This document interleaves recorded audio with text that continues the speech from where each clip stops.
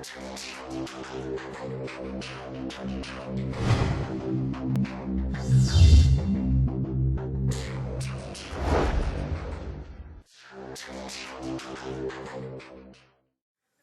오늘 우리에게 주신 하나님의 말씀은 예레미야서입니다.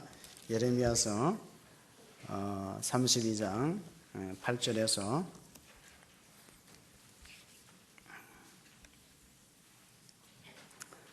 15절까지 하나님의 말씀을 함께 봉독하시겠습니다. 같이 읽겠습니다. 예레미야서 32장 8절, 구약성경 1103면에 있습니다. 15절까지 봉독합니다. 여호와의 말씀과 같이 나의 숙부의 아들 하나멜이 시위대에 떠난 나에게 와서 이르되, 청하노니 너는 베냐민 땅 아나돗에 있는 나의 밭을 사라. 기업의 상속권이 내게 있고 물을 권리가 내게 있으니 너를 위하여 사라 하는지라. 내가 이것이 여호와의 말씀인 줄 알았으므로 내 숙부의 아들 하나멜의 아나돗에 있는 밭을 사는데 은 17세겔을 달아주되 정서를 써서 봉인하고 증인을 세우고 오늘 저울에 달아주고 법과 규례대로 봉인하고 봉인하지 아니한 매매 증서를 내가 가지고 나의 숙부의 아들 하나멜과 매매 증서의 인친 증인 앞에 시위대 뜰에 앉아있는 유다 모든 사람 앞에서 그 매매 증서를 마세아의 손자 네리야의 아들 바룩에게 붙이며 그들의 앞에서 바룩에게 명령하여 이르되, 만군의 여호와 이스라엘의 하나님께서 이와 같이 말씀하시기를, 너는 이 증서 곧 봉인하고 봉인하지 않은 매매 증서를 가지고 토기에 담아 오랫동안 보존하게 하라. 만군의 여호와 이스라엘의 하나님께서 이와 같이 말씀하시니라. 사람이 이 땅에서 집과 밭과 포도원을 다시 사게 되리라 하셨다 하니라. 아멘. 최근 중국 수도권과 북부 지역에 집중 폭우가 쏟아졌습니다. 마치 하늘에서 구멍이 난 것처럼 일주일 내내 비가 내리고, 또 그로 인하여 기반 시설이 취약했던 농촌 지역의 피해가 가장 컸습니다. 특별히 허난 허베이시 일부 지역은 하루에 800mm, 그야말로 물폭탄이 쏟아져서 모든 것을 잃어버리고 밭과 삶의 터전을 잃어버린 수재민들의 고통은 상상을 초월할 정도입니다. 보도에 나오기를 한평생 고생했는데 모든 것이 다 쓸려가고 사라지고 말았다, 이런 수재민의 딱한 하소연 가운데 우리가 가끔 흔히 이런 질문을, 우리 이제 평소에 했던 질문이 있어요. 이 질문이 이제 현실로 다가왔는데, 그게 아내가 남편들한테 하는 질문입니다. 여보, 만약 나하고 어머니하고 물에 빠지면은 누구 먼저 구할 거야? 혹시 같이 계시는 분들은 아내가 남편한테, 자기야, 엄마랑 내가 빠지면 누가 먼저 구할 거냐 한번 물어보세요. 그럼 남자들은 어떻게 해야 되죠? 이럴 때 대답을 안 하고 웃으면 돼. 그냥 웃어야 돼. 대답을 잘못하면은 올무에 걸립니다.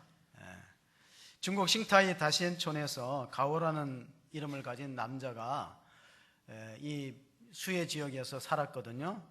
산촌에 살았는데, 이 가오 씨는 식구가 6명입니다. 부모님하고 4살 난 딸과 2살 난 아들이 있는데, 비가 많이 내린다고 했을 때 어머니는 인근 지역에 혼자 사시고 아버지는 다리가 불편해서 모시고 살아요. 5 식구가. 그래서 이제 밤중에 가서 어머니가 안전한가 하고 집에 가보니까 3시간 정도 지켜봤는데 괜찮을 것 같아서 돌아왔어요.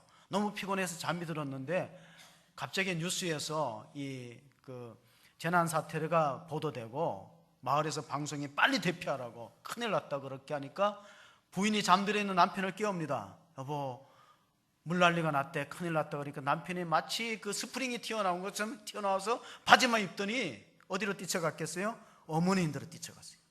엄마가 안전한가 가보니까 이미 아마 침수가 되어서 집이 반쯤 잠겨 있는데, 어머니가 어찌할 바를 모르니까 지붕에다가 피신을 시켰어요. 간신히 지붕에다가 올려놓고 생각하니까 뭐가 생각나요? 자식들하고 아내가 생각나. 더군다나 자기 아버님은 다리가 불편한데 아내 혼자서 이 위기를 어떻게 감당했을까? 놀라가지고 빨리 돌려갖고 집으로 돌아와서 보니까 이미 아마 마을 사람들의 도움 받아갖고 가족들이 지붕에 올라갔어요. 근데 아내 표정이 너무 안 좋은 거예요. 아내가 묻는 말에도 대꾸도 안 해요. 물이 빠지고 났을 때 아내는 두 자녀들, 딸하고 아들하고 중국 돈으로 2,000위안을 챙겨서 사라졌어요. 아직까지 못 찾았대. 이런 남편을 어떻게 믿고 살겠느냐 하고 그냥 가버렸어요. 그래서 우리가 한번 이 질문에 대해서 진지하게 생각해 봐야 돼요. 여보, 나하고 어머니가 물에 빠지면 누굴 먼저 건질 거야? 우리 아들이 나한테 물어보면은 나는 이렇게 대답해요. 그 엄마를 포기하고 아내를 건져라. 예. 우리 집사람 별로 환영 안 하겠죠. 우리 집사람 억울하면 수영을 배우고, 위기를 대비하기 위해서 지금부터 수영을 열심히 배우고, 우리가 옛날에 유교적인 가치관으로는 어머니를 구해야 돼요. 이렇게 말합니다. 어머니는 한 번뿐이고 부인을 얻을 수 있으니까 어머니를 구하라는데, 그건 맞지 않아요. 기독교적인 관점에서 보면 기독교는 부부가 중심이고 또 생각해 보면은 손자 손녀가 있잖아요. 이렇게 생각하면 됩니다. 할아버지 할머니는 손자 손녀를 위해서 희생을 해도 기뻐요. 그리고 더 오래 살았거든. 그래서 절대 나를 위해서는 이제 그 아내를, 어머니를 먼저 구해야지. 그러나 후손을 위해서는 누굴 구해야 돼? 부인을 건져야 돼. 아멘 안 하시네. 자식들한테 그렇게 가르쳐요. 부인을 건져라, 아내를 건져라. 부모님은 살 만큼 살았고 자녀를 생각해야지. 자녀들한테는 어머니 아버지가 할머니 할아버지보다 더 중요하죠. 남자 세계에서 없는 게 세 가지가 있어요. 많은 월급, 좋은 상사, 예쁜 마누라. 그건 없는 거예요. 기대하면 안 됩니다. 그런 일이 안 일어나는 게 좋겠죠. 절대로 그런 일이 안 일어나는 게 좋다. OECD 국가 34개 국가하고 러시아, 브라질을 포함한 36개 국가에서 조사를 해봤어요. 사회의 그 삶의 지표 가운데 만족도를 조사해 봤는데, 당신이 어려울 때 의존할 가족이나 친구가 있느냐? 우리나라는 72.4%예요. 그런데 36개국의 평균치가 88%예요. 내가 위기에 처하고 어려울 때 나를 도와줄 가족이나 친척이 있느냐가 우리나라가 다른 나라보다가 약하다는 거예요. 그만큼 우리는 개인주의화된 사회가 되고 말았고 공동체 정신이 상실되었어요. 옛날에는 마을마다 서로 도와주는 그런 형태를 두레라고 불렀어요. 두레 공동체. 이웃이 어려우면 발벗고 나서고 도와주는데 이런 관계들이 많이 해체되었어요. 기독교를 종교라고 부르지 않고 관계라고 부릅니다. 기독교는 릴리전 종교가 아니고 릴레이션십이다. 관계다. 하나님과의 관계, 또 이웃과의 관계. 여기에 대해서 하나님 많은 계명과 말씀을 주셨어요. 자연과의 관계. 근데 이 죄가 들어오면요, 관계가 깨집니다. 어떻게 된다고요? 죄가 들어오면 관계가 깨져요.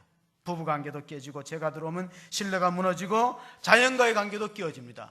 아담과 하와가 하나님의 명령을 불순종하고 하나님과의 관계가 악화되니까 자연은 피조세계도 저주를 받아서 가시와 엉겅퀴를 내고, 우리는 이마에 땀을 흘려야 식물을 취하고 흙으로 돌아가는 존재가 되고 말했어요. 너는 흙이니 흙으로 돌아가라.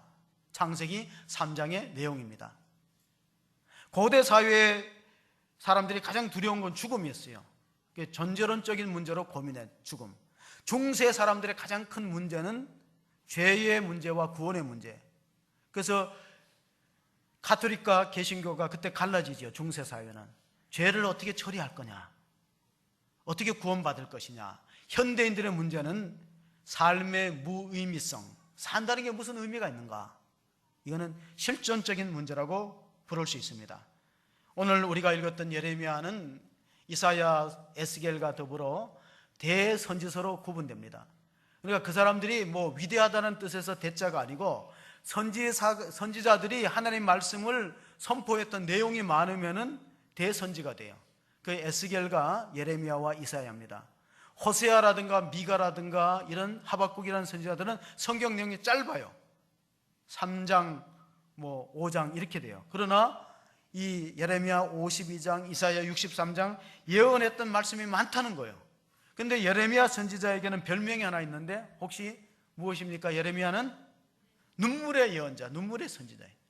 왜냐하면 이스라엘 자기 조국, 이 남쪽 유다가 바벨론에게 짓밟힐 날이 풍전등화 같은 운명에 놓인 날이 얼마 안 남았기 때문에, 조국의 멸망을 내다보면서 예언했기 때문에 마음이 찢어지도록 아픈 거예요. 우리나라가 이제 얼마 안 남았다.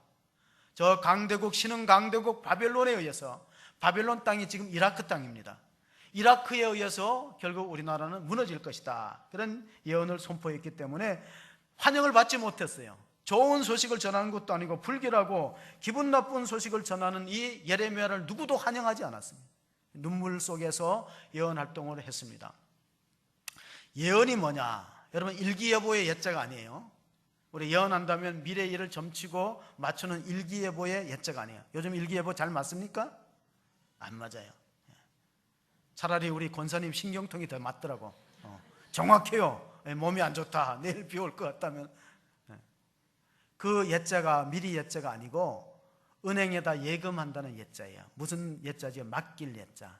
하나님이 예레미야에게 말씀을 맡겼기 때문에 그 말씀을 전하는 사람을 우리는 선지자, 예언자라고 부릅니다. 그런데 예언의 내용이 별로 유쾌하지 않았어요. 그가 선포했던 내용은 남쪽의 유다 지도자들과 백성들을 힘들게 만들었어요. 이 나라의 지도자들이 부패했고 또 믿음을 떠나서 우상 숭배하니까 하나님이 결국 이 나라를 버릴 것이다. 구약의 영성이 두 가지 있습니다. 하나는 모세의 영성이고 하나는 아브라함의 영성이에요.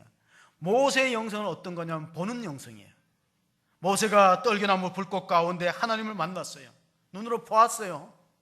근데 그 모세의 영성을 이어받은 종교가 카톨릭이에요. 여러분, 카톨릭에 가면 벽에 뭐가 많아요? 보는 게 많아요. 성상과 그림이 많아요. 성화가 많아요. 카톨릭의 영성은 모세의 영성을 이어받아서 눈에 보이는 게 아이콘들이 많아요. 성화가 많아요. 또 하나의 영성, 아브라함의 영성, 듣는 영성이야. 하나님의 말씀이 아브라함이 이마에 가라사대 너는 본토 친척 아비 집을 떠나 내가 내게 지시할 땅으로 가라. 아무것도 안 보여줬어요. 사진이 있습니까? 인터넷에 있습니까? 그냥 믿음으로 나가는 거예요. 그건 듣는 영성이에요. 개신교는 듣는 영성. 우리 개신교는 말씀의 종교라고 부릅니다. 듣는 거예요. 믿으면 들음에서 나고 들음은 그리스도의 말씀으로 말미암는 걸 믿으시기 바랍니다. 자꾸 들으셔야 돼요. 아브라함의 영성은 바로 개신교의 영성으로 자리 잡았기 때문에 오늘 본문의 앞절에 예레미야서 32장 6절 7절을 보면 하나님의 말씀이 임하였다 이렇게 나옵니다. 6절 7절을 봅니다. 예레미야가 이르되 여호와의 말씀이 내게 임하였느니라 이르시기를 보라 내 숙부 살룸의 아들 하나멜이 내게 와서 말하기를 너는 아나돗에 있는 내 밭을 사라 이 기업을 물을 권리가 내게 있느니라 하리라 하시더니. 자, 이때 상황이 어떠냐면은 유대 역사가 유대라는 나라가 주전 586년에 멸망합니다. 바벨론에 의해서. 그런데 그 한 6개월 7개월 전에 이 예레미야가 시위대 뜰에 갇힙니다. 그는 제사장 hil기야의 아들의 신분이 높기 때문에 왕궁의 감옥에 갇혔어요. 그런데 숙부 살룸의 아들 하나멜이라 왔으니까 사촌지간이잖아요. 숙부의 아들이 왔으니까 하나멜이라는 사촌이 와서 자기 땅을 사라는 거예요. 왜냐하면 그때는 친척들 위에는 땅을 사고 팔지 못합니다. 같은 지파 안에서 땅을 살 수 있는 사람들이 한정되어 있어요. 내가 경제가 너무 어렵다, 먹고 살기 힘드니까 내 땅 좀 사달라 그래요. 여러분, 이거 불난집에 부채질하는 거 아니에요? 지금 남은 갇혀있는데 감옥에 와갖고 내 땅 좀 사달라 그러니. 그런데 예레미야가 이걸 뭐로 받아들였냐면은 하나멜의 요청을 하나님의 요청으로 받아들였어요. 왜냐하면 땅을 사라, 땅을 살 수 없는 상황. 곧 있으면 전쟁이 나서 나라를 잃으면은 동산이 필요해요, 부동산이 필요해요? 머리가 안 돌아갑니까? 동산이 필요하죠. 부동산 필요 없어요. 돈을 챙기든가 금을 챙겨야지. 지금 전쟁 났는데 땅 사놓으면 뭐 하겠어요? 남의 땅이 될 판인데. 그런데 땅을 샀거든요. 무슨 뜻이냐 하면은 희망을 사는 거예요. 이 땅이 다시는 우리 것이 될 것이라는 희망을 사는 거지 단순히 땅을 사는 거 아닙니다. 예레미야 선지자는 말로만 예언한 게 아니라 삶을 통하여 자기 행동을 통해서 예언하는 거예요. 내가 이 땅을 사주겠다. 그건 뭐냐 하면은 우리 민족이 하나님의 징계를 받아서 잠시 나를 잃어도 하나님의 예언의 말씀이 70년 만에 다시 돌아올 것이다. 70년 땅을 묵히죠. 경제적으로 보면 희생이고 손해예요. 이자도 못 받고. 그러나 나는 희망을 사겠다. 우리 민족은 소망이 있다. 하나님 우리를 버리지 않는다. 그 믿음이 땅을 사는 행위로 입증된 것입니다. 여러분, 하나님의 백성들은 하나님이 징계할 때도 감사하셔야 돼요. 왜냐하면 의사가 저 사람을 진찰해보고 희망이 없으면 이렇게 말합니다. 가서 맛있는 거 드시고 좋은 거 보고 그러세요. 그런데 희망이 있는 환자는 이렇게 말해요. 아프더라도 수술하고 잘라내고 약을 써야 됩니다. 어떤 걸 원하세요? 여러분 어떻게 되기를 원해요? 그냥 편안하게 놔두기를 원해요? 편안하게 놔두기 원하는 것은 포기했다는 거예요. 하나님이 매를 들고 때리는 사람은 희망이 있는 사람입니다. 똑같은 마약을 해도, 미군 부대에서 똑같은 마약을 해도, 요즘은 어떤지 몰라도 제가 어릴 때 목사님으로부터 이런 설교를 들었어요. 그 목사님도 미군 부대에 있었던 경험이 있는데, 똑같은 마약을 해도 미군 백인들 병사들은 감옥 영창에다 집어넣어요. 심하게 맞습니다. 흑인들은 안 때려요. 여러분 얻은 걸 원해요. 하나님으로부터 어떤 걸 원하세요? 흑인들은 안 때려요. 그러지 말라 그래요. 그게 인종차별이에요. 흑인들 니들은 안 돼. 니들은 포기하는 거야. 하나님이 이스라엘 민족을 버리지 않았다는 거예요. 지금은 힘들고 어려워서 나라가 어려워지지만 하나님 반드시 회복해 주실 것이라는 그 소망을 가지고 예레미야 선지자는 땅을 산 거예요. 지금 한국 사회를 한마디로 단정 짓는 것이 뭐냐면은 헬조선이에요. 희망이 없다는, 취업도 안 돼요. 청년 실업률이 높아요. 경제가 침체됩니다. 하도 경제가 어려우니까 김영란법을 만들었어요. 공직사회부터 깨끗해야 된다, 윤리적이 돼야 된다. 그것 때문에 또 장사하는 사람들이 힘들어요. 지금 여의도의 식당들은 다 한식 가격 다 내렸어요. 29,000원. 왜? 얼마부터 안 돼요? 3만 원부터 안 돼. 29,000원으로 다 조정하네요. 교회도 마찬가지입니다. 제가 이번에 집회에 갔다가 이 얘기를 들었어요. 우리나라에서 가장 신학교의 비율이 높은 게 장로회 신학대학원인데 시뮬레이션을 돌렸어요. 지금과 같은 지원자가 앞으로 이런 추세로 신학생들이 들어오면은 5년 후에, 시뮬레이션 결과 5년 후에 우리나라의 가장 비율이 높고 합격률이 가장 힘든 장로회 신학대학교 미달된다 결론 나왔어요. 신학교에 소위 말하는 인류대학교 학생들이 4수 3수에서 들어갔어요. 서울대, 연대, 고대 학생들이 4수 3수에서 들어갔어요. 여러분 생각해 보세요. 한국 교회의 미래가 신학생들이 인류대학교 나오도 계속 떨어지고 3수 4수에서 들어가는 사람을 뽑아야 좋은 교육자를 뽑겠습니까? 미달되는 걸 뽑아야 됩니까? 자, 지금 미국의 대선이 한 얼마 안 남았다 그러는데 트럼프와 힐러리, 저는 제 나름대로 누가 될 거라는 거를 제 나름대로는 생각해요. 그러나 그거를 근거 없이 얘기할 수는 없는 거고, 트럼프가 막말을 너무 해갖고 보수 크리스찬들이 등을 돌리고 있어요. 근데 트럼프가 말하는 것 중에 이런 게 있어요. 한국의 안보는 한국이 책임지지 왜 미국에 예산을 들여서 책임지느냐 말했어요. 이건 마치 뭐와 같으냐 하면 잘 들어보세요. 1950년도 우리가 45년도에 해방을 하고 북한의 소련군들이 떠났어요. 그러니까 남한의 미군도 떠나라 그랬어요. 그리고 나서 우리가 46년도에 우리나라에서 미군들이 철수했는데 50년 에치슨이라는 국무부 장관이 에치슨 라인을 선언할 때 이런 말을 했어요. 아시아의 방위에 대해서는 미국이 책임이 없다. 따라서 한국 안보에 개입할 의사가 없다고 선언했어요. 그게 에치슨 라인입니다. 그게 1950년도 1월 달에 선언됐어요. 그리고 미군들을 철수해 갔을 때 한국에 있는 무기들을 많이 가져갔어요. 왜냐하면 혹시 이승만 정권이 북침할까 봐. 한국 군대를 약화시켰습니다. 미국이 아시아 안보에 책임 안 지고 한국 안보에 간섭 안 한다고 에치슨 라인이 선언됐어요. 소련의 지원을 받고 6월 달에 전쟁이 터졌어요. 지금 사드 문제로 굉장히 국론이 분열되는데, 자, 이런 위기의 시대에 우리가 가장 먼저 해야 될 게 뭐냐? 희망을 발견할 첫 번째 요소가 사람의 말을 듣지 말고 하나님의 말씀을 들어야 됩니다. 전쟁이 일어나고 이러면 유언비어가 얼마나 많아요. 지금 예루살렘에도 유언비어가 돌았어요. 자, 우리나라가 힘들 것이다, 바벨론에 의해서 망할 것이다 하는 그런 나라가 있는가 하면 빨리 외국으로 보따리 싸서 이민 가야 된다, 그런 사람들도 있어요. 그런데 이런 와중에서 예레미야는 사촌에 밭을 샀어요. 우리가 이런 말이 있잖아요. 사촌이 논을 사면 뭐가 아프다고? 배가 아파요. 자기가 밭을 사버렸어요. 그 경제적인 어려움을 도와줬어요. 사도행전 27장 11절에 보면은 로마로 들어가는 바울이 그 제수의 몸으로 들어갑니다. 제수의 몸으로 들을 때 그때 백부장이 율리오라는 백부장인데 호송 책임자입니다. 제수를 로마까지 압송하는 책임자인데 그가 바울의 말을 안 듣고 누구의 말을 들었는가? 본문을 읽어봅시다. 시작. 백부장이 선장과 선주의 말을 바울의 말보다 더 믿더라. 에이든 토저라는 목회자가 이렇게 말했어요. 하나님의 말씀을 듣는 자의 말을 들으라. 누구의 말을 들으라고? 하나님의 말씀을 듣는 자의 말을 들으라. 바울의 말을 들었더라면 유라굴라라는 풍랑을 안 만나요. 미항에 지금 정박해 있는데 지금은 폭풍이 일 때니까 떠나지 말자 그랬거든요. 그런데 선장의 말을 들었어요. 경험이 많은 사람의 말을 들었어요. 선주의 말을 들었어요. 이권의 눈만 사람들의 말을 들었어요. 결과가 뭐예요? 다 죽을 뻔했죠. 바울이 안 하면 다 죽을 뻔했어요. 공동체는 그래요.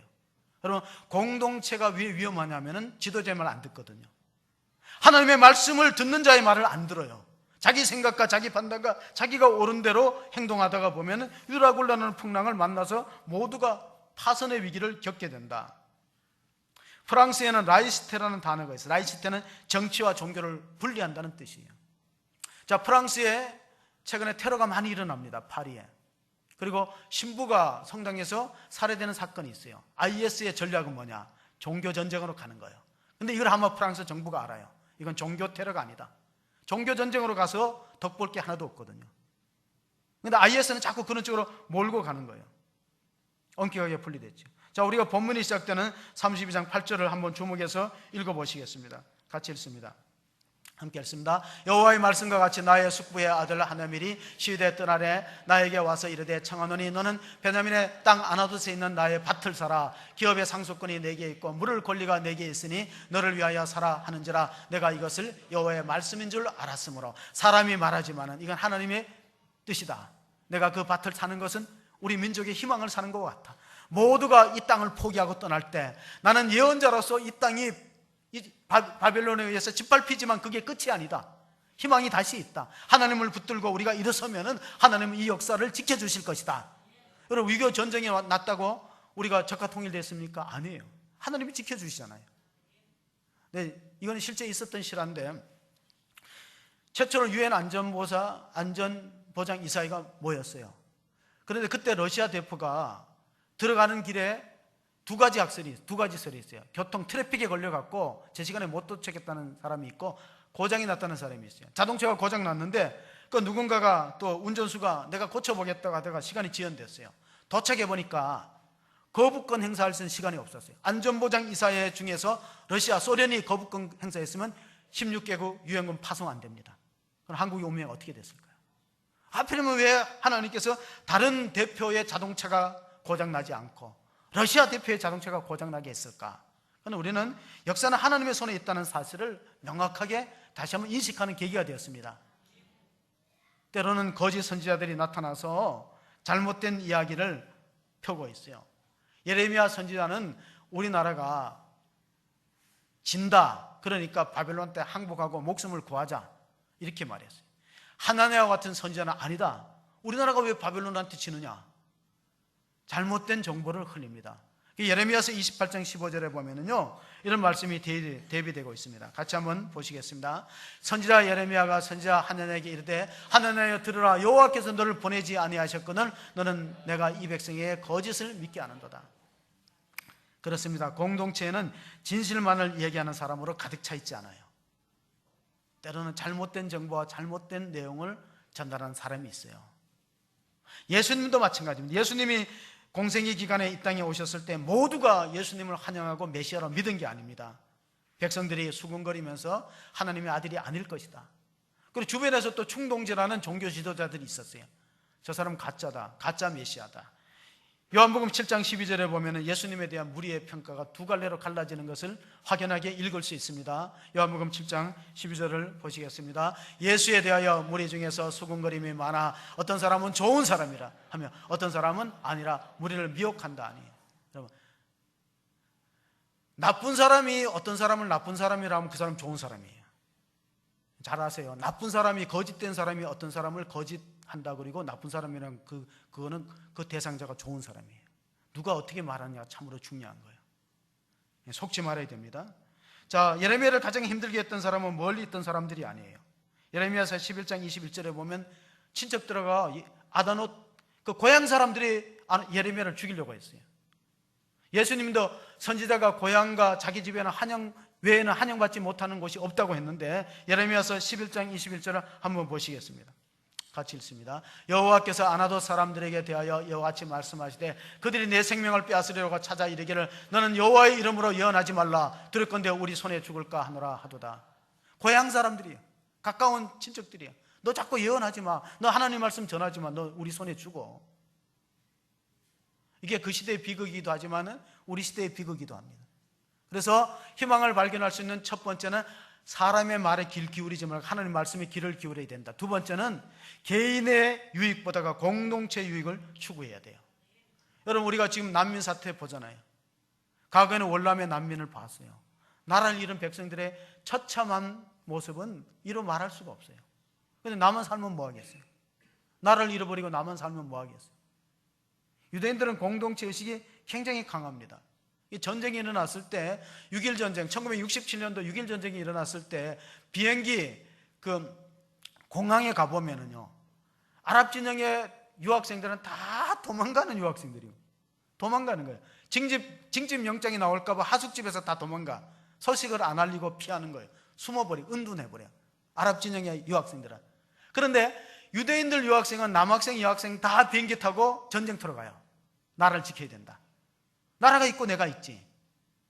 그 전쟁의 성패는 거기서 끝났어요. 이미. 전쟁의 성패는 어디서 끝나요? 공항에서 이미 끝났어요. 젊은이들의 정신에서 이미 끝났어요.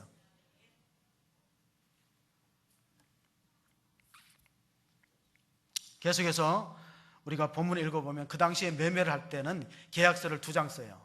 하나는 토기에다 인봉하는 미개봉 계약서가 있고 인봉하는 계약서가 있고 또 하나는 개봉하는 계약서가 2가지가 있어요. 하나는 연구 보존용이고 하나는 서로 사고 팔 때 하는 거예요. 10절 11절 말씀을 같이 한번 읽어보겠습니다. 10절하고 11절 함께 읽습니다. 증서를 써서 봉인하고 증인을 세우고 은을 저울에 달아주고 법과 규례대로 봉인하고 봉인하지 아니한 매매 증서를 내가 가지고. 그러니까 예레미야가 봉인하지 않은 것 같고 하나 봉인한 거는 우리가 13절 14절 읽어보면 토기에다 담아놓았던 거예요. 그럼 무슨 뜻이냐면은 하나님의 약속은 반드시 이루어진다. 하나님의 약속은 파기되지 않는다.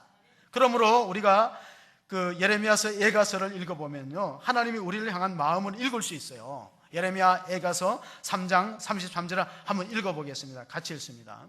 주께서 인생으로 고생하게 하시며 근심하게 하심이 본심이 아니시로다. 하나님이 하나님의 사랑하는 자녀들 고생하는 거 본심하는, 근심하게 사는 거 본심 아니에요. 그게 끝이 아니라는 겁니다. 그럼 어떻게 해야 되는가?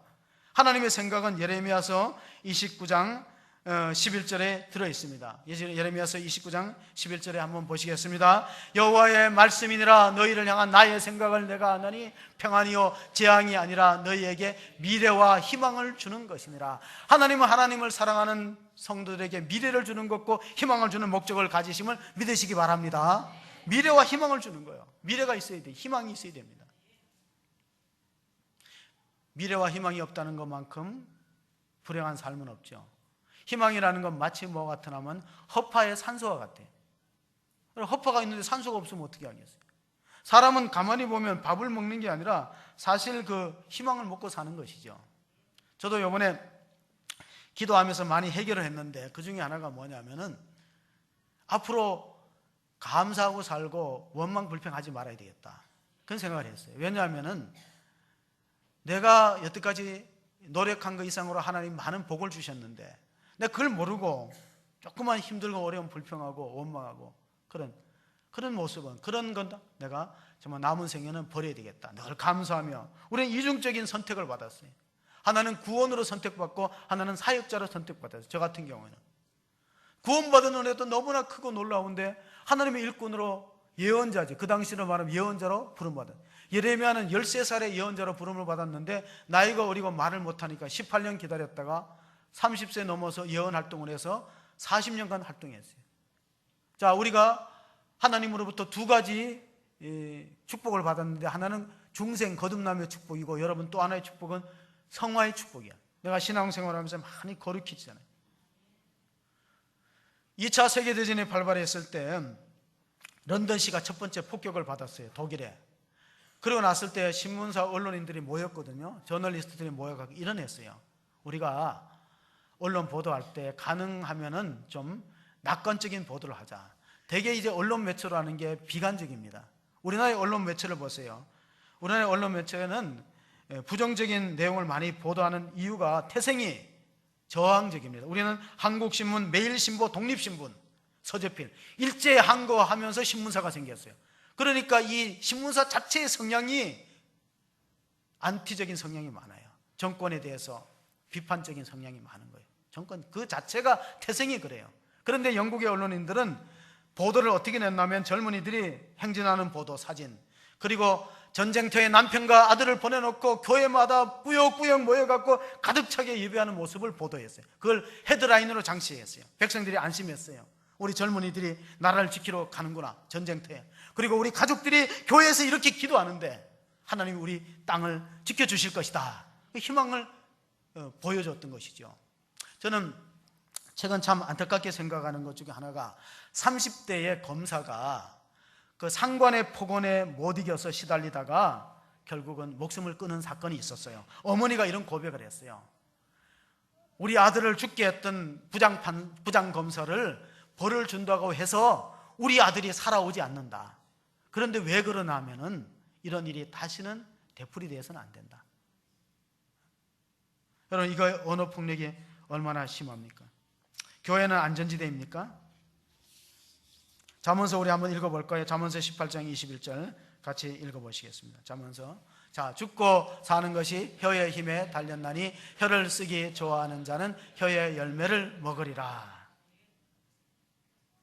죽고 사는 것이 혀의 권세의 힘에 달렸다는 것은 그 상관은 밑에 부하를 말로 계속 괴롭히고 힘들게 해서 친구들한테 문자를 보냈을 때 이렇게 문자를 보냈어요. 검사가, 갓 30대 검사가 죽고 싶다고. 근데 실제로 죽었거든. 그 부모가 얼마나 가슴이 찢어지고 아프겠어요.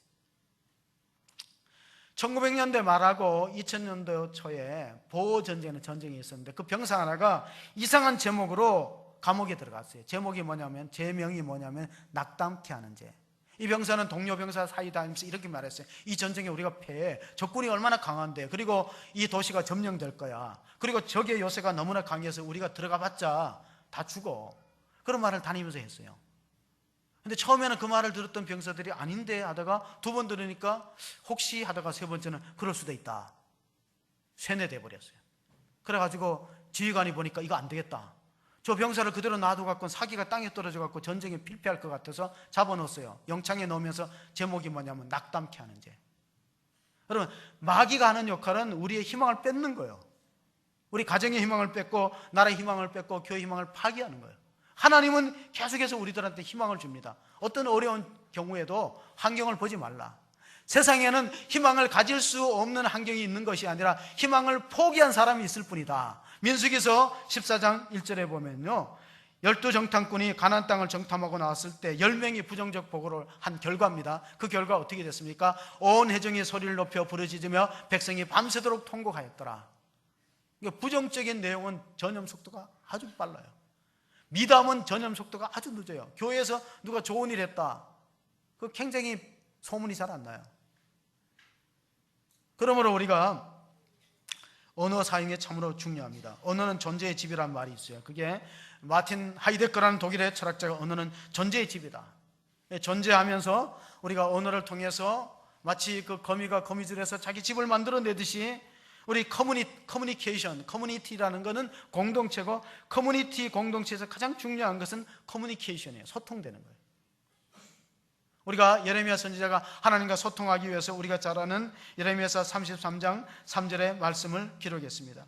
우리가 같이 한번 보겠습니다. 예레미야서 33장 3절의 말씀을 한번 봅니다. 너는 내게 부르짖으라. 내가 내게 응답하겠고 내가 알지 못하는 크고 은밀한 일을 내게 보이리라. 아멘.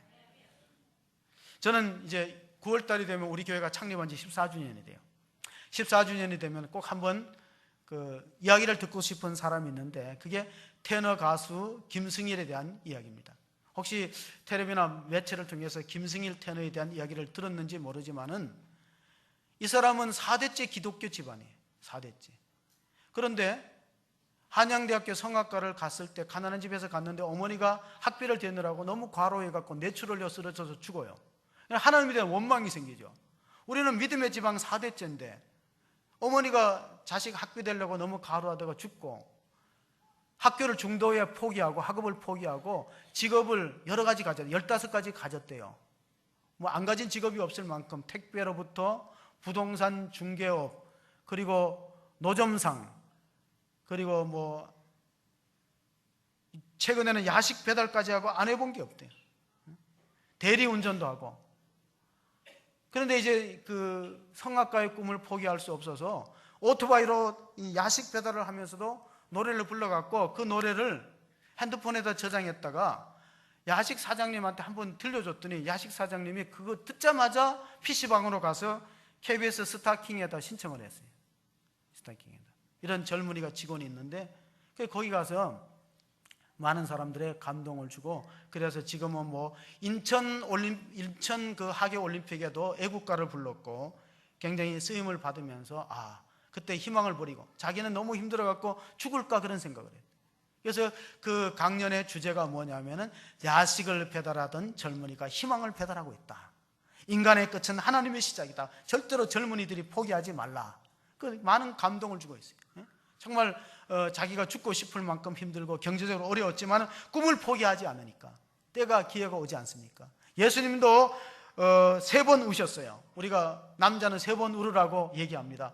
태어날 때 울고, 부모님이 돌아가셨을 때 울고, 나라를 잃었을 때 울으라. 예수님은 3번 울으셨어요. 하나는 십자가를 앞두고, 하나는 나사로의 무덤 앞에서, 하나는 예루살렘의 멸망을 바라보면서 우셨어요. 히브리서 5장 7절을 한번 같이 읽어보시겠습니다. 같이 읽습니다. 히브리서 5장 7절입니다. 그는 육체에 계실 때 자기를 죽음에서 능히 구원하시리에게 심한 통곡과 눈물로 간구와 소원을 올렸고 그의 건건하심으로 말미암아 들으심을 얻었나이다. 여러분, 우리가 힘들고 어려우면은 되게 희망을 포기해버려요. 근데 이상한 것은 사람은 똑같은 병에 걸려도 소망의 줄을 안 놓는 사람은 이겨내는데 희망을 포기하는 사람은 몸이 약해져요. 넬슨 만델라는 27년간을 감옥에 있었대요. 근데 자기 딸이 어렸을 때 감옥에 들어가는데 14년 지나서 면회가 왔는데 그 딸이 한번 시집가고 또 딸을 낳아서 외손녀를 데리고 왔어요. 근데 그 남아 연방공화국에는 풍습이 할아버지가 손자의 이름을 지어주는 풍습이 있어요. 그래서 감옥에서 14년 만에 딸이 성장해갖고 그 갓난아기를 데리고 와서 아버지 이 딸의 이름을 지어주세요. 넬슨 만델라, 노벨 평화상을 받았던 대통령, 그가 감옥 생활 절반쯤에 자기 외손녀의 이름을 뭐라고 지었냐면 희망이라고 지었어요. 희망이 있다. 희망이라고 지었어요. 절망하는 가운데. 스페인 사람들은 이렇게 말해요. 스페라라는 말을 써요. 스페로는 나도 희망하니까 스페라, 너도 희망하라, 그 뜻이에요. 스페라. 옛날에 대우에서 만든 자동차 혹시 비슷한 이름 알죠? 에스페로. 그건 희망이라는 뜻, 희망을 달린다는 뜻이에요. 그래서 만들어진 자동차입니다. 우리가 마지막 절을 보겠습니다. 예레미야서 32장 15절을 읽어보겠습니다. 마지막 절 한번 읽어보겠습니다. 시작. 만군의 여호와 이스라엘의 하나님께서 이와 같이 말씀하시니라. 사람이 이 땅에서 집과 밭과 포도원을 다시 사게 되리라 하셨다 하리라. 끝나지 않는다는 거예요. 하나님이 포기하지 않으면 끝나지 않는다는 거예요. 그래서 나는 하나님의 예언 활동을 포기하지 않고 계속 할 것이다. 예레미야 선지자가 예레미야서 20장 9절에 내가 다시 여호와를 선포하지 않으면은, 그 이름으로 말하지 아니하리라 하면은 내 심중이 불붙는 것 같아서 골수에 사무쳐서 답답하여 견딜 수 없다. 그게 예레미야서 20장 9절의 말씀입니다. 자, 이스라엘 민족이 바벨론 포로로 붙들려 가서 얻어진 유익이 있어요. 손해만 본 게 아니에요. 그게 뭐냐면은 성전은 빼앗기고 해당 중심으로 모였어요. 그리고 제사 중심에서 말씀 중심으로 종교가 바뀌었어요. 성전에서 짐승을 잡는 제사에서 바빌론 포로로 붙들려 갔기 때문에 성경을 편집하고 구약을 편집하고, 그리고 탈무드도 다시 만들었는데 탈무드 가운데 가장 유명한 탈무드가 바벨론 탈무드예요. 포로로 붙들려 갔을 때. 그러므로 우리는 가장 힘든 시기가 희망을 버릴 때가 아니라 희망을 창조할 때고 희망을 사야 될 때라는 사실을 보여주고 있습니다. 골로새서 1장 5절을 한번 읽어보겠습니다. 우리의 소망이 어디 있는가? 너희를 위하여 하늘에 쌓아둔 소망으로 말미암음이니 곧 너희가 전에 복음 진리의 말씀을 들은 것이라. 유대인 출신으로 세계 정세를 분석하는 헨리 키슨저가 있어요. 미국의 국무장관을 지냈죠. 나이가 90세입니다. 최근에 이렇게 말했어요. 메가더가 인천 상륙작전을 승리하고 원산 평양 쪽으로 안 갔으면 중공군이 안 올 수도 있었다. 새로운 학설이죠. 그럼 어떻게 됐는가? 좀 우리가 지금 38선보다는 조금 위에서 경계선이 결정될, 완충지대에서 결정될 수도 있었다. 그러나 메가더는 공산주의는 완전히 척결이 됐던 데서 계속 평양 원선으로 가니까 이제 중공군이 이러다 보면은 이게 이제 대한민국하고 국경을 마주하게 되니까 불안하니까 중공군을 인해전술로 밀었어요. 그 이듬해가 1951년도 일사후퇴 때 해병대가 후퇴합니다. 군인은 진격보다 후퇴가 더 위험합니다. 많은 해병대 장병들이 희생되고 포위됐을 때 종군 기자가 가서 이렇게 물어봤습니다. 참호에 있는 병사를 붙들고 What can I do for you? 내가 너를 위해서 무엇 해줄까? 그때 딱 한마디로 대답했어요. Give me tomorrow. 나에게 내일을 달라. 근데 하나님 우리에게 내일을 주는 게 아니라 내세를 줬어요. 그게 하늘의 소망을 쌓아둔 것입니다. 우리가 그 고린도후서 1장 9절에 보면은 우리가 마지막 희망을 가질 수 있는 근거는 우리 자신을 의지하지 말고 부활의 능력을 가진 주님을 의지하는 데 있다는 사실입니다. 같이 봅니다. 우리는 우리 자신이 사형 선고를 받은 줄 알았으니 이는 우리로 자기를 의지하지 말고 오직 죽은 자를 다시 살리시는 하나님만 의지하게 하려 하심이라. 누가복음 24장 32절에 엠마오로 가는 두 제자, 하나는 글로바고 또 하나는 제자가 예루살렘에서 시월이 떨어진 아나도 땅과 비슷해요. 아나도 땅은 5km 떨어졌고 엠마오는 6km 떨어졌어요. 낙향하여 돌아갈 때 부활하신 주님이 만나서 성경을 풀어주었어요. 성경 말씀, 부활에 대한 메시지, 하나님께서 예수 그리스도를 사망에 매어 있지 않고 다시 살리셔서 우리에게 영원한 소망의 근거가 되셨다는 말씀을 들을 때 가슴이 뜨거워졌어요. 그래서 엠마오로 가는 발길을 돌려서 위험히 기다리는 예루살렘으로 올라갑니다. 복음 전파는 예루살렘으로 올라가는 것입니다. 그래서 우리가 희망을 가질 수 있는 첫 번째 근거는 하나님 말씀에 귀를 기울이고 사람의 말에 귀를 기울이지 않는 겁니다. 두 번째, 공동체 중심으로 생각해야지 나 중심으로 생각하면 안 됩니다. 세 번째, 자기를 의뢰하지 말고 죽은 자를 다시 살리시는 부활의 주님을 의지하는 성도가 되시기를 바랍니다. 그럴 때 우리 교회는 푸르고 푸른 희망 공동체로 하나님 앞에 쓰임받고 성도들은 하나님의 나라의 영광을 위해서 귀하게 사용되는 축복이 있기를 주의 이름으로 간절히 축원합니다. 아멘. 하나님 아버지, 예레미야 시대에는 너무나 힘든 조국의 현실을 바라보면서 눈물로 하나님 앞에 하소연했습니다. 하나님, 그렇지만 하나님께서는 그것이 끝이 아니라 바벨론이 잠시 이 땅을 지배할지라도 하나님은 하나님의 백성들과 하나님의 땅을 다시 회복시키시고 은혜를 베푸시는 영원한 사랑과 구원의 하나님을 저희들에게 증거해 주었습니다. 오늘 우리의 현실이 어렵습니다.